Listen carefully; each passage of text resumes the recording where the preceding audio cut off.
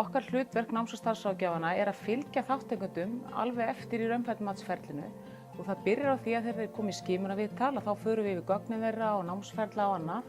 Síðan fara þeir í gátlistaskráningu og þá fylla þeir út svona matslista þar sem þeir meta eigin þekkingu og þegar það er allt saman búið þá koma þeir í matssamtal og þar sem við erum með matsaðila líka og við sitjum þau viðtöl líka með þáttakendunum og síðan er okkar hlutverk svona í lokin að fara í eftirfylgni með þeim og þá hjálpum við mönnum að koma sér á stað inn í skólana, finna sér réttar leiðir og svona, já, eiginlega höldum utanum þáttakendur í gegnum allt ferlið.